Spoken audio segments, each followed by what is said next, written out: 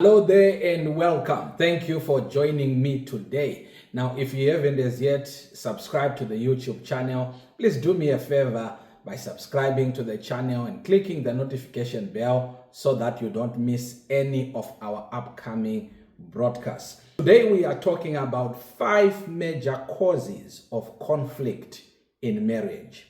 5 major causes of conflict in marriage.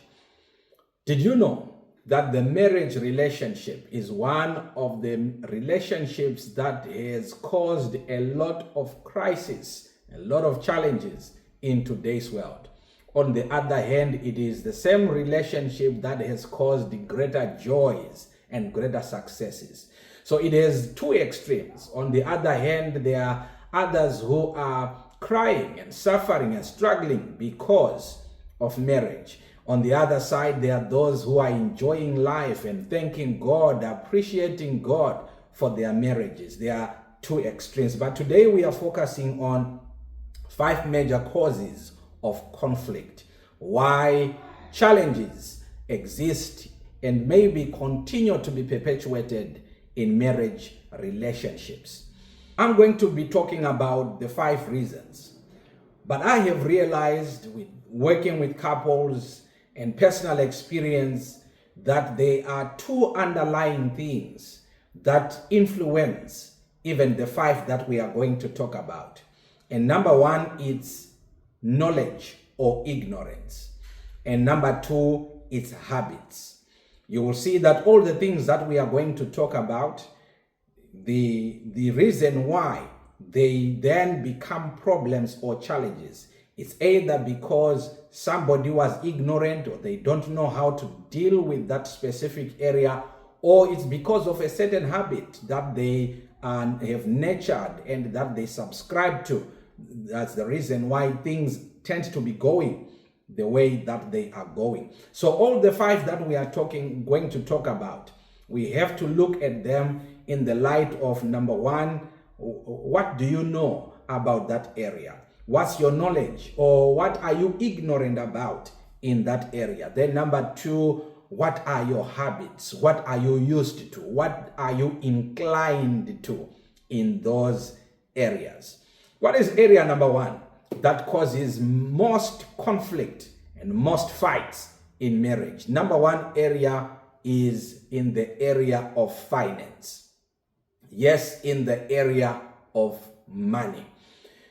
So this is a very, very delicate area to talk about. When we talk about finance, when we talk about money, we are talking about something that people work very hard for.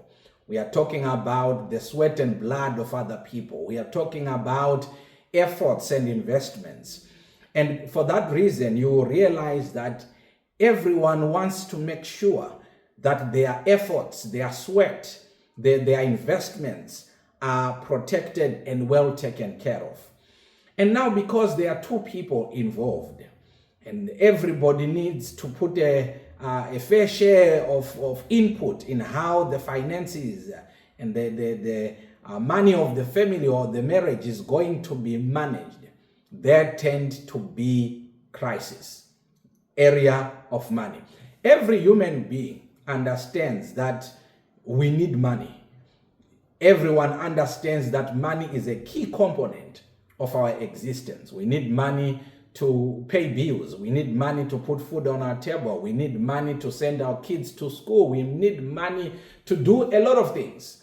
And because of that reason, everyone has got an interest in money matters. However, the challenge is, though there is an interest in money, but there may be ignorance in how to handle it, how to manage it, and how to administer it.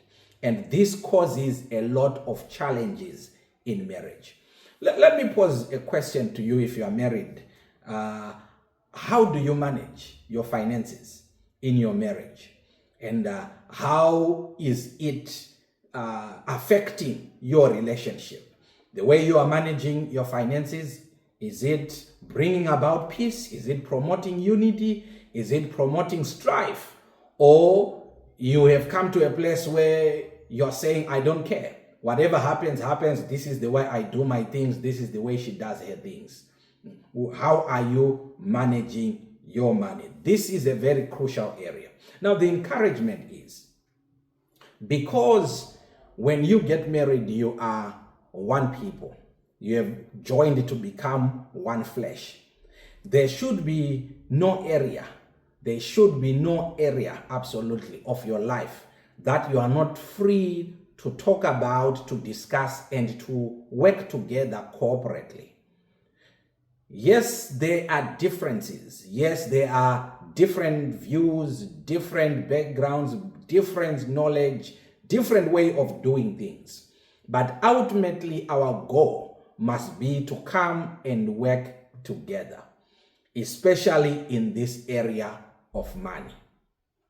There's usually not a big problem on how are you earning the money. Now, that's not usually the problem. Yes, you can go, you use your time, trade it for money, be it hard labor, be it a profession, a career, or business, bring the money. Now, the management of it, that's where the issue is. How are we going to administer it? I've heard some couples say, no, as for us, we have decided we do 50-50. We just establish how much money is needed to run this home. Probably we say we need $1,000 or $3,000 every month. Then we say 50-50, husband bring in 1.5, wife bring in 1.5. Whatever extra you make is for yourself. There are people who run their homes like that. And there are others, like myself. We say whatever you get, we put it all together. We are one people. We put all our resources together. Then we administer together. We decide and plan together. What are we going to do with these resources? I put my ideas. She brings forth her ideas. We weigh the balances, the advantages and disadvantages of doing that over that in this particular time. We come to an agreement. This is the way we are going. No, it's not up to me to tell you how to run your home, but I tell you that I have seen a great benefit of working together as a couple in the area of finance. What is it that you know? Do you know how to administer money? Do you know how to budget? Do you know how to sit down and talk about this? That could be another challenge. Just the guts and the ability to sit down and talk about some of these issues or some of these topics.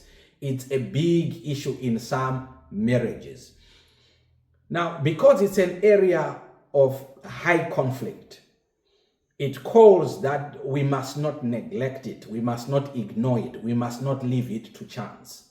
We must engage ourselves in meaningful discussions so that we come up with proper methods and ways of managing this aspect of our relationship. One of the things, like I said earlier on in the beginning of the broadcast, ignorance is one of the big things that affects how we deal with all these matters. How much do you know about the area of managing money? How financially literate are you? I've realized in some relationships, in working with couples, that the other spouse feels challenged by the knowledge and the expertise of the other. Because the other couple has invested themselves or they have a background that empowered them in some skills or in some way of doing things. Now the other couple feels threatened or challenged. And because of that, they stand back or they pull back and they don't want to engage or cooperate. Now it's very crucial that we understand that when we work together and maximize each other's skills, potentials, and talents, we do it to the greater good of both of us. Don't forget, we are now one flesh in marriage. So if everything works well, we are all at an advantage. If we rise together. If we succeed together. Money matters. The question still goes, how are you managing your money in your family? Is it the right way? Is it causing strife? Is it causing challenges? Or it's bringing peace? Reflect on it. And if you see that it's causing strife, if you see that that's the key area of your challenges, don't ignore it. That's my encouragement. Don't ignore it. Don't neglect it. Attend to it. You see, in conflict resolution, there is another way of a negative or a bad way, the wrong way of dealing with conflict is completely ignoring it, pretending as if there is no conflict. Now, do an assessment, do an introspection. The way you are managing your finances, is it bringing peace or it's not? Now, if it's not bringing peace, there has to be a proactive approach in developing and improving yourself in that area. The only thing that grows by itself in this world are weeds. Anything good, anything beautiful demands intentionality. That's the same with marriage. If you want a good marriage, if you want things to flow well, there has to be a deliberate investment. So once you have established that this area of finance, the way we are handling it, it's not doing us good, it's not promoting the unity and the peace we desire, now seek out for knowledge. What do? Develop financial literacy. Read books. How to manage money better. How to improve our finance management as a couple. Go a step further. Seek counsel. Seek mentors. Go look out for people who can help you, guide you in that specific area. Then number 3, you can invest in courses. Yes, there are courses that teach you on how to manage things, how to do things right or in a profitable manner as a couple. I've got a course, the Marriage Foundation course. We talk about that. It's very important for young couples and even those who are preparing to get married. We talk about money matters in marriage. We talk about several important subjects or topics that many people shun away from in marriage but cause problems. So we talk in depth about those subjects in the course, the Marriage Foundations course. I'll put the link of the course in the comment section and also in the description below so that you can, if you want, invest in that. You will greatly benefit from it. So we are saying invest through courses, learn and develop yourself. And as you do that, you are not doing it to counter your spouse, but you do it so that you complement each other. What will be even best is that if it is reading a book to learn about finance, you encourage them as well. Encourage your spouse. Oh, let's read this book. Somebody recommended this book that it will help us in the area of money and finance. You read it together, discuss, so that you are all having the same knowledge. You are starting from the same place. If it is seeking for counsel or counselors or mentors, go together. If it is taking a course, take it together so that you all grow together in this area of managing finance. There are several things that we can talk about under the topic of money or finance in the couple or in the marriage that causes conflict. One of them is the issue of debt. It's so bad that you can find that in a marriage, one of the spouse is so much given to borrowing. They are not scared. They borrow from friends, they borrow from relatives, they borrow from the bank, they take loans, at times even without the knowledge and the agreement of the other spouse. And because of so much debt, a lot of borrowing that has happened, it begins to cause strife. It's important that we be open to each other. We work together. And we, at all costs, avoid debt, avoid borrowing. Then secondly, after borrowing or after debt is making huge financial decisions. That's where other crises or other conflict emanate from. Because we are two different people here, our perspectives, our priorities are different. One might be saying, we have worked so hard, we need to now probably upgrade our car. We need a new car. And at the same time, another one might be saying, oh, we have been working so hard. I think it's high time we invest in something bigger that can give us higher returns in the long run. Already two different people, same situation, but two different perspectives. You see? Now, that can be a source of conflict. We are talking about finance. We are talking about money. And we are coming from the same place. We have worked so hard. Let's reward ourselves with a big car. We have worked so hard. Let's invest so that we don't have to keep working in this way in the long run. You see? So when we are about to make those financial decisions, it can be a source of conflict. It's crucial that we learn to talk, to discuss, map a proper way forward together. In the midst of all this, be mindful, I'll keep repeating, be mindful of the knowledge you have about that area. If you see that you are challenged in knowledge in that specific area, seek out for knowledge. The only thing that grows by itself are weeds. Everything else, it grows by nurturing. We have to be intentional. You don't just become financially literate automatically. No, there has to be an investment. Then the second is habits. What are you inclined towards? What are you used to? Be mindful. Your habits might not be the best. The good thing is habits can be changed. Yes, you can learn a habit and learn it and learn a new one. You just have to discipline yourself to say, I want to change this area. I want to improve in this area. Then we get along well. So that's area number one that gives a lot of conflict in marriage, the area of money or finance. Area number two that causes conflict in marriage is the area of in-laws or the extended family. This is a big one. In-laws and the extended families can be a big source of conflict and strife in a marriage. On the other extreme, they can be a huge blessing, depending on how you handle them and how you relate with them.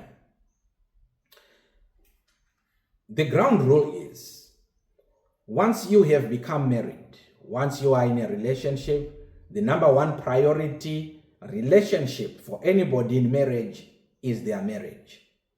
That's your number one priority. You have then to agree together and learn, develop skills on how you manage the extended family.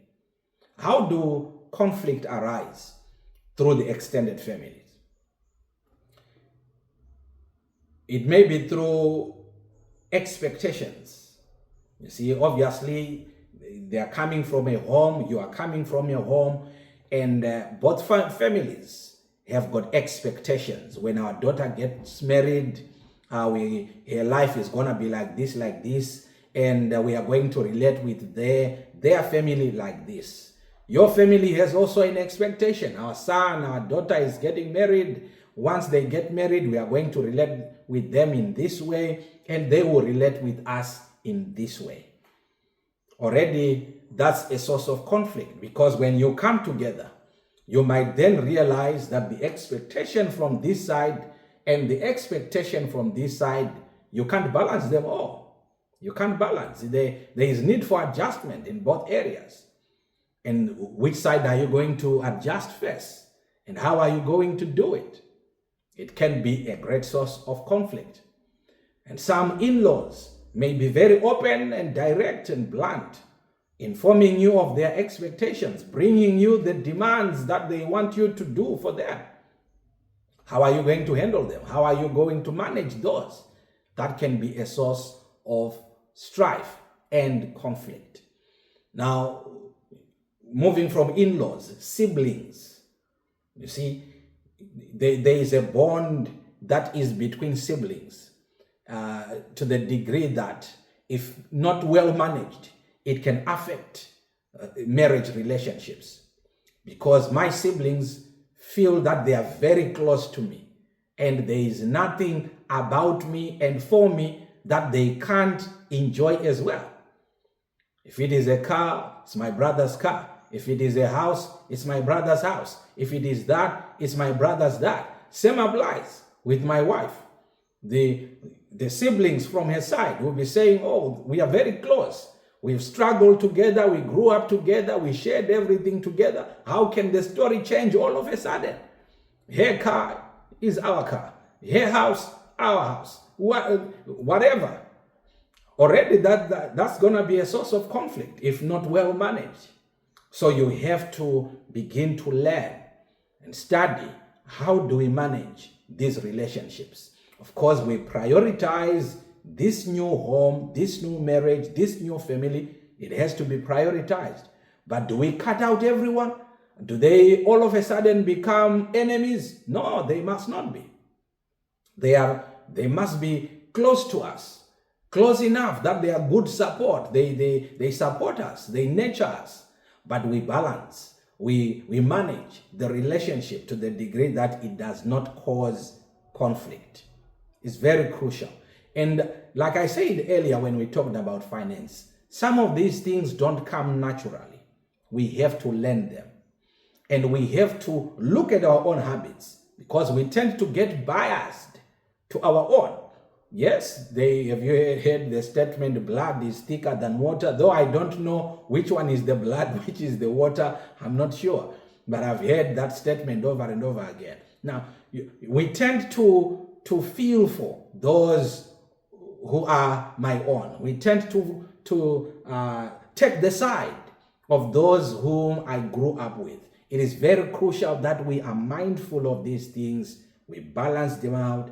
We check. We see that, is it not causing conflict? Is it not causing crisis? Think about every action. That's very important. If you don't know, seek for knowledge.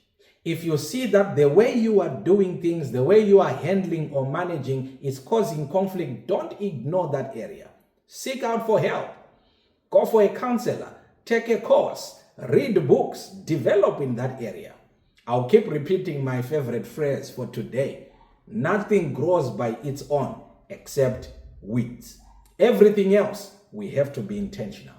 So your relationship with your in-laws, your relationship with the siblings of your wife or your husband, how are you managing it? Is it a source of peace and joy? Is it a blessing to you? Or it's a source of conflict and strife? What investment are you doing there? This is an area that you need to be at the lookout for and be intentional in bringing about peace and harmony and blessings through this area. So we say the in-laws themselves, the siblings of the extended family, the siblings of the spouse, attend to them. Now the extended family, we talk about cousins, aunts, uncles, etc., etc. We need to be mindful of that. We need to be mindful of that. Discuss. Learn to talk with your spouse. Discuss together. How are we handling this situation? What can we do here? What's your suggestion here? What is best for us in this situation? Then you will move together in peace. So that's the second area, in-laws and the extended family. Area number 3 that causes conflict, it's roles misunderstanding. Roles misunderstanding. I at times want to call it unmet needs. Unmet needs. I'm almost 18 years working with couples, counseling couples, helping couples. And I've heard this statement over and over again. She does not respect me. She is not submissive to me. And on the other hand, you hear the wife saying, he doesn't love me. He takes me for granted. There is a lot of finger pointing. Why? Because of misunderstanding of each other's role in each other's life, which I call here unmet needs. You see, things might be well. In the area of finance, there is no real strife there, though sometimes you might realize also that those other statements, they come and they are emanating, the root cause might be from the finance side or the in-law side, then they pop up now in the area of unmet needs. You are not showing me love. You are not showing me respect or honor. You are taking me for granted, but the source might be finance or how you are handling in-laws. But in the other light as well, it might be clearly an ignorance of what role the husband must play or must satisfy or fulfill to the wife. And same applies on the other hand, what role the wife must play to the husband. I've come to realize after a long time helping and counseling couples, especially young couples, that one of the key things that is very essential in this day and age is good and proper knowledge before marriage. You see, on the marriage day, when marriage ceremony, when you are getting married, in most countries, I'm a marriage celebrant by myself. I'm a marriage celebrant, and I studied when I was studying to become a celebrant. I get to realize, it dawned on me then, that it is part of the law for you to make sure that the persons getting married, they understand the gravity of the relationship that they are getting into. Actually, in Australia, there are a couple of phrases which, if they are missing in the wedding vows, they are not legally recognized as a marriage couple. If those if those phrases are missing in the vows, you must affirm that you know and understand what you are doing, the gravity of the type of relationship, and that you are doing it voluntarily by yourself. You are not coerced, you are not manipulated into it. You understand what you are doing, you understand the nature of the relationship, and you are committing to it by yourself. Now, I've realized that a lot of people get into marriage without understanding what marriage is, what role they are going to satisfy or fulfill in the life of the person they are getting married to. It's very crucial that if you are preparing for marriage, you learn, read, study, be taught, be instructed, go for premarital counseling, take premarital courses, and get to understand your role and your responsibility in this relationship that is called marriage. Because the issue or the crisis of unmet needs or roles misunderstanding emanates from that ignorance. One is not aware. They don't know what they are supposed to be doing. They are just doing what they think. Especially today with social media, anybody can teach anything. Now you come with a picture, with a view, with a vision that marriage is like this, a wife is like that, a wife is like this. You go in there and it's completely wrong because maybe you were misguided, you were misinformed, you had your own presumptions. It's crucial that you invest in knowledge. Get to know, get to be taught. Now I'm about to get married. What does it mean to be a husband? What is expected of me? Yes, seek that out. Go for counseling. Take a course, read books, study, get to know. Now I'm about to be a wife. What does it mean? How do I handle myself? Of course, it does not mean that taking this course alleviates all the problems. No, there will always be challenges because you are two people beginning to jelly and trying to make one new home. There will be crisis, but it will be minimal if there is enough knowledge. They say to be forewarned is to be forearmed. So when now you are in the journey and things begin to happen, you've got some background knowledge. You know, all right, a wife must behave this way. A husband needs this attention. A wife needs this attention. You have been equipped. You conduct yourself as such, and it alleviates a lot of challenges. So, unmet needs. Now, if you are already married, you are in a relationship already, and you are hearing the statements or the accusations coming from time to time. And maybe it's a wife saying to the husband, you don't show me love, you don't love me, you don't appreciate me, I don't feel the love, I don't feel the connection anymore. Don't brush it off. Don't ignore it. It's not wise. Pay attention to it. Seek out, where is it coming from? What might be causing it? And be intentional in investing in it. A good marriage comes out of work, out of investment. Work on it. Why is she saying what she's saying? What can I do to make things right? Many times, you know what we want to do as men? Probably explain things out. I still love you. I haven't changed. Am I not doing everything around here? What am I not doing in the house? I still love you. I'm here. Have I cheated on you, etc., etc.? That's not the issue. When a complaint is brought from time to time, look into it. Is it my habits that is pushing her away? Is it my ignorance, the way I do things? Well, what is causing this? And if you really love your wife and you really love your relationship, invest in making things right. Invest in improving, in making sure that this home is a peaceful and an enjoyable home. So that's another area of source of conflict in the area of roles misunderstanding or unmet needs. You see, my father in the Lord of blessed memory, Dr. Guti, used to say, human beings are not cars. We can change. If somebody has complained about you several times, oh, you're not doing this, oh, you're not doing this, he used to say, you can change. You can make a decision. All right, I want to improve, I'll change. But we can't keep hiding. Some people then say, I was born like that. That's who I am. Yes, that's who you are. But you can unlearn it and relearn other things.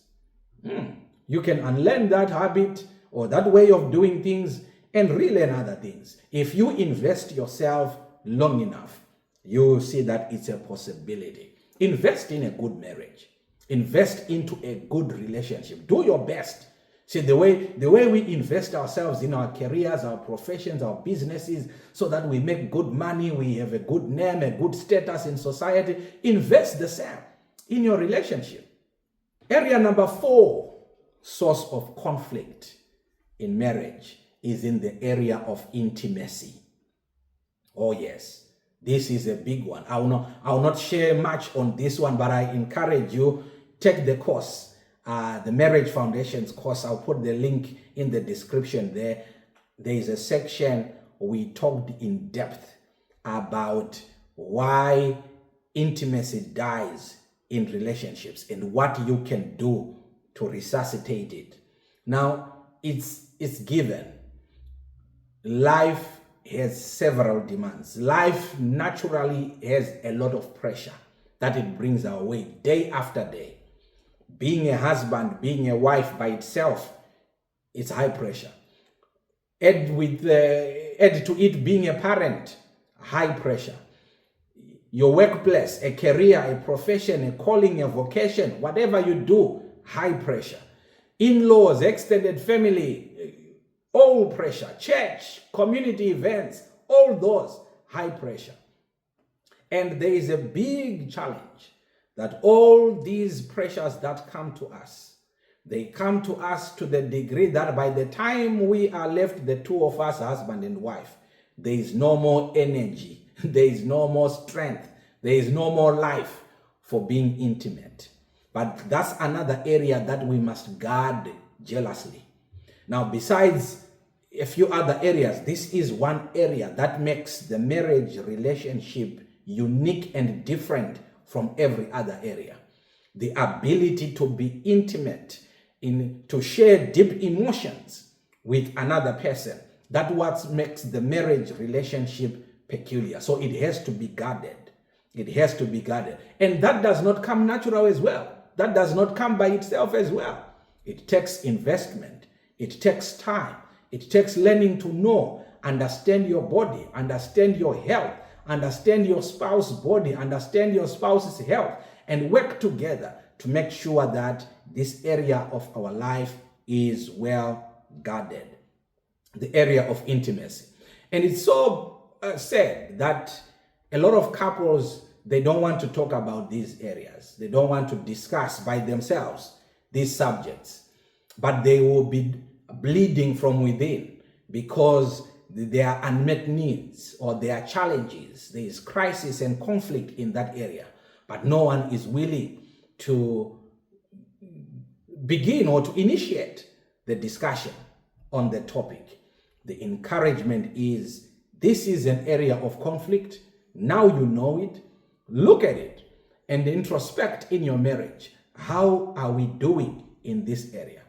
Are we at peace or it's causing conflict? If it is causing conflict, there is help. Don't ignore it. There is help for you. And you must know that nobody knows everything. By your ignorance in this area, you are not the only one. We all didn't know, but we just had to seek out for help, seek out for knowledge, get to know. So be intentional in seeking knowledge. Get to understand, how can I improve our intimacy? How can I, or how can we together safeguard our intimacy? How can we eliminate conflict and strife coming into our marriage from this one area of intimacy? Then lastly, number 5. Now, this might not speak to about everybody of us in marriage, but I have dealt with a fair number of couples who have had conflict because of this area number 5, which is infidelity, unfaithfulness. A part or a member in of the marriage engaged in with another person. They got intimate, they got into a relationship, they got promiscuous with another person, and that caused strife.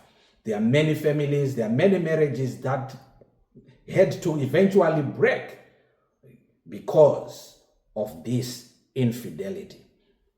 Now, I have to be very careful talking about this because it's a very painful area and a very sensitive one as well. In as much as all the others we shared are sensitive, but this one, I think it's very, very sensitive. When we talk about infidelity, let me begin by addressing, maybe you are the culprit. You are the one who is the offender in this area. There are several things that may have led to that. Number 1 might just be your looseness, your habits. All right, you didn't guard yourself enough. You were overtaken by a temptation genuinely, and because you didn't guard yourself, it's very crucial that number 1, you be repentant. When you talk to your spouse, when you talk to your loved one about the matter, be repentant. No need for excuses. A wrong is a wrong, no matter what the cause was. There are reasons. We might talk about them a bit later, as we progress. But the starting place is, there is no amount of reasoning. There is no amount of excuses we may bring out to defend ourselves from this level of behavior of infidelity. It might be a habit, as I've already said, that we have kept for a long time, and we did not nip it in the bud. We did not put it down earlier in our lives. Now it has matured and it's manifesting whilst we are now in marriage. The starting thing is, be truly repentant. Let your spouse, be it your wife or your husband, know without doubt that this is not the lifestyle you want to live. You understand it was wrong, and you are willing and ready to make a change. Right? That will salvage your relationship. The challenge comes about when, if you are the culprit and you are in defense mode, you are defending yourself, sharing all the reasons why that had to happen, and at times even blaming your spouse. Now, once we do that, we don't build trust anymore in our spouses. Once we do that, we continue to crush their hearts and their spirits, and we tear the marriage or the relationship apart by so doing. But if we are genuinely and truly repentant, we apologize and we make efforts to make sure that we change our ways, we can salvage and save the relationship. Now, it can be because of habits that we did not deal with growing up. A little bit of looseness to women here and there, or to men, a little bit of pornography here and there that is not known, a little bit of some hidden conversations that we do with other people of the opposite sex that we don't want other people to know, to hear about. All those things you must know that you are just breeding a problem for yourself. And if you are truly repentant, you must begin to cut away all those kinds of things. Cut them off, cut them off, cut them off. There must be a change. No more secrecy. No more secrecy. Your life must be in the open, especially if you have offended in the past. It's a demand that you become more open, because now you have created suspicion in the other person. Your spouse now is thinking, is he not gonna do the same thing? Is he not gonna repeat the same issue? What's happening? The way he's coming home late these days, is it not a recurrence of that situation? So we have to now work extra harder to convince them that it's not the same thing. So number one, be truly repentant. It might just be habits that you have not dealt with growing up, secret things that you kept. The second reason might be a genuine temptation. It's not your lifestyle, it's not a habit, but you were just overtaken by events. It's a genuine temptation. You gave in. You just fell. That's a possibility.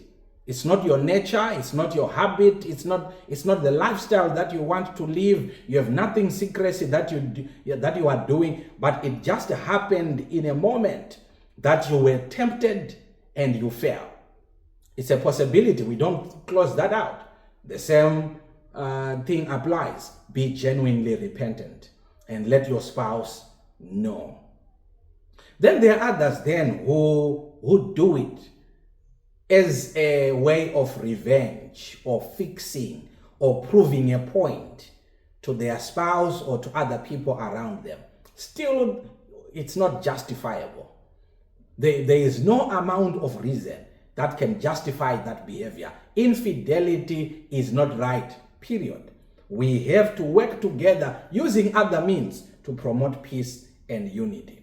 And we say here, the important thing is, once there is infidelity, the culprit, the offender, must be willing to genuinely change, ask for forgiveness, be repentant, and prove and show to the other that you are changing. Now, to the one who has been offended, the ball is in your court. It's true, the matter happened. They offended. They did wrong. Now, look at the situation and circumstances here. At times, it's a genuine mistake. They were put on a corner, they were tempted, somebody was just eyeing on them for a long time, and they got an opportunity and struck.